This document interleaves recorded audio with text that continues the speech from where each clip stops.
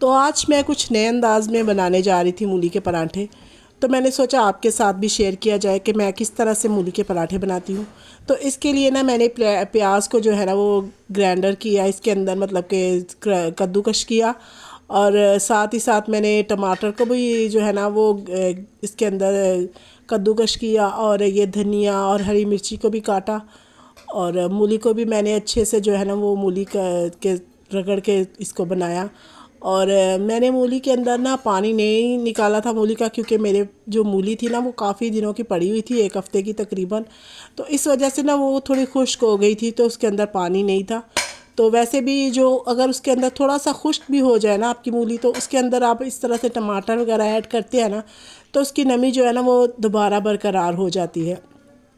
तो आजकल बस मसरूफ़ियात बहुत ज़्यादा है, तो इसीलिए बस जो है ना वो मेरे काम जो है बस पेंडिंग पे चले जाते हैं फिर ऐसे।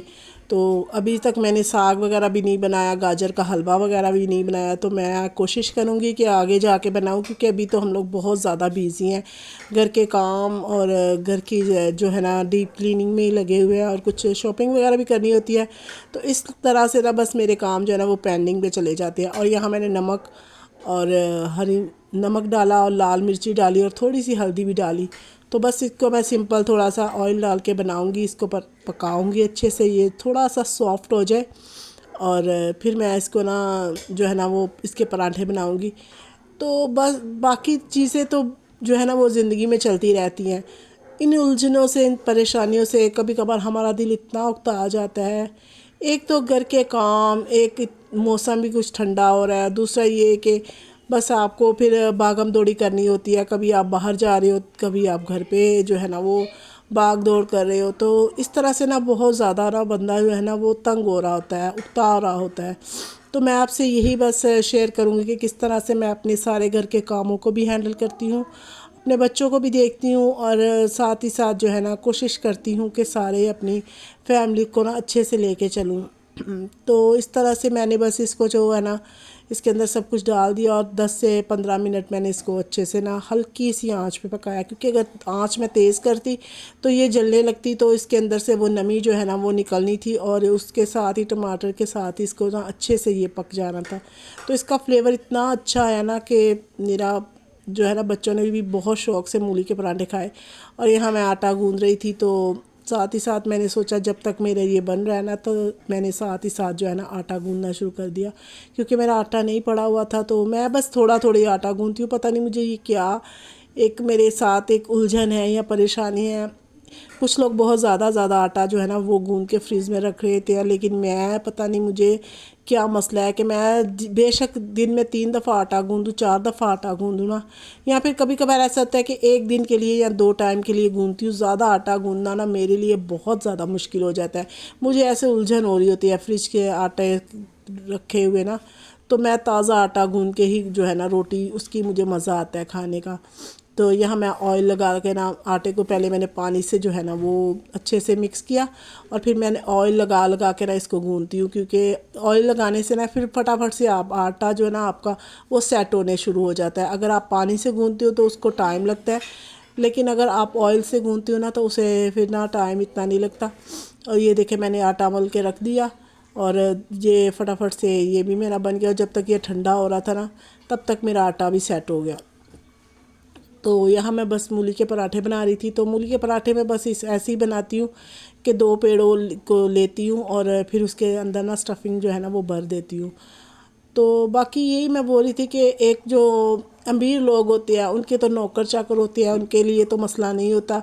अगर वो बाहर शॉपिंग करके आते हैं तो घर पे फिर उनको ना इतना मसला नहीं होता। सुबह उठते हैं, बस खाते पीते हैं, नाश्ता करते हैं, और शॉपिंग पे चले जाते हैं। वहाँ भी उनके बैग्स जो है ना वो उनके जो है ना काम वाले जो उनके हेल्पर्स वगैरह होते हैं उन्हें उठाने होते हैं। लेकिन हम लोगों का ये होता है, हम लोग घर पे भी भाग रहे होते हैं, फिर शॉपिंग करने जाते हैं वहाँ पे भी भाग रहे होते हैं, वहाँ पे भी बस टेंशन के साथ ही शॉपिंग कर रहे होती है, क्योंकि आजकल इतनी महंगाई है। और महंगाई के दौर में फिर इतने महंगे कपड़े भी हम लोग अफोर्ड नहीं कर पाते, और कोशिश भी होती है हर एक बंदे की कि वो अच्छे से अच्छे पहने, अच्छे से अच्छे नज़र आए। तो बस ये उलझनें ना चलती रहती हैं कि किस तरह से हम थोड़े से बजट में भी अपने लिए अच्छी से शॉपिंग करते हैं, और अच्छी तरह अपने जो है ना अगर चीज़ों को मेंटेन करते हैं। तो मैं ये कह रही थी कि अगर हम लोग शॉपिंग करके भी आते हैं, पहले वहाँ जो है ना खप के आते हैं पहले, तो फिर घर पे भी आकर फिर हमें भागम दौड़ी होती है, फिर हम जो है ना वो देख रहे होते हैं, हम लोग ये कर रहे होते हैं कि घर पे भी आके ना हम लोग काम कर रहे होते हैं। हमें ये मस होता है कि बस बच्चों को खाना के लिए भूख लग गई है, या फिर ये है कि आके चाय भी बना के खुद ही पीनी पड़ती है।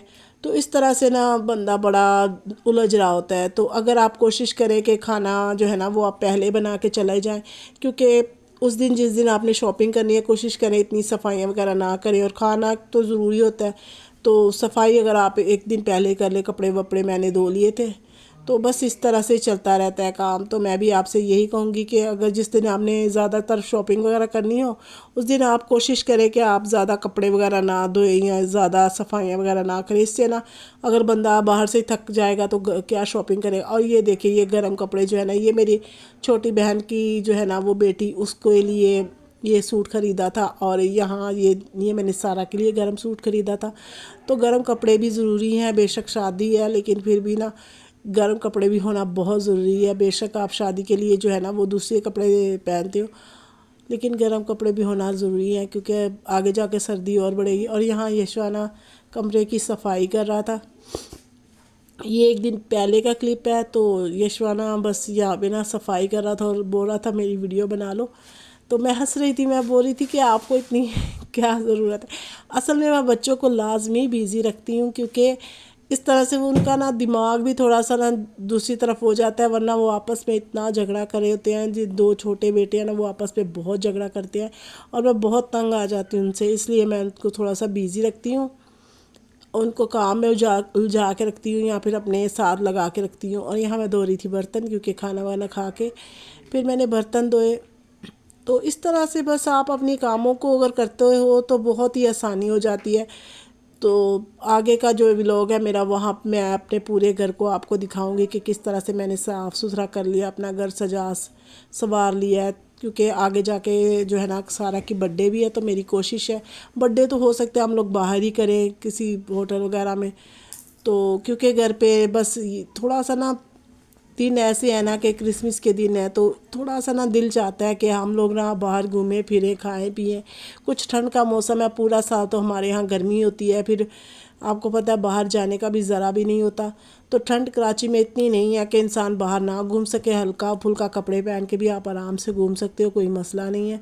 तो ऐसी ठंडक को और ऐसे मौसम को ना एंजॉय लाजमी करना चाहिए इंसान को अपनी ज़िंदगी में। जहाँ हम लोग इतने पैनिक हो रहे होते हैं कामों से, उलझनों से, तो वहाँ ना थोड़ी अपने लिए भी टाइम ज़रूर निकालना चाहिए।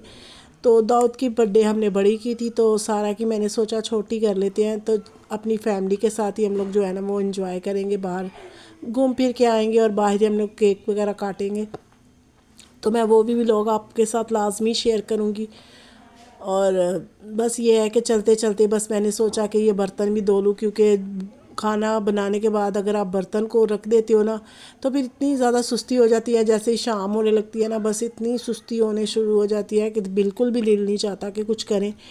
और इसलिए मैं ना शाम के टाइम के भी बर्तन जो होते हैं ना वो 5 से 6 बजते हैं ना, तब खाना वगैरह दोपहर का खा के ना मैं बर्तन धो देती हूँ। तो इससे ये होता है ना कि बर्तन जो होते हैं ना वो आपके भी बर्तन भी धुल जाते हैं, और साथ ही साथ आपका सारा जो है ना वो काम भी वाइंड अप हो जाता है। तो यहाँ बस मेरे थोड़े से बर्तन थे जो हमने खाना वगैरह खाया था, तो वो धो रही थी। और बस मैं यही कहूँगी कि अपनी ज़िंदगी में ना अपने कामों को अपने सर पे इतना सवार मत कीजिए। अगर आपसे कुछ छूट भी जाता है, कुछ रह भी जाता है, तो कोई बात नहीं, वो काम तो आपको ही करने हैं।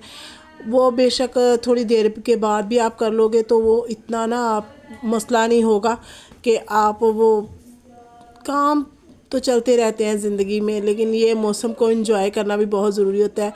और हमारा पानी जो है ना वो थोड़ा सा नीम गर्म ही होता है, इतना मसला नहीं होता मुझे बर्तन धोने में। कुछ किचन में आप काम करती हो ना, तो वो किचन भी ये थोड़ा सा गर्म हो रहा होता है, तो इसलिए ना फिर इतनी मुश्किल नहीं होती है आपको। मैंने तो जर्सी अभी तक नहीं पहनी, वरना मैं हर साल जर्सी पहन के रखती हूँ। तो मैं अपने आप को वार्म रखने के लिए जो है ना गर्म जूता वगैरह लाजमी पहन के रखती हूँ, ताकि ना ज़ाहिर बात है अगर औरतें ही बीमार पड़ जाएंगी, औरतें ही अपने तबीयत का ख्याल नहीं अपना रखेंगी, तो फिर मसला हो जाएगा। खुदा हाफिज़।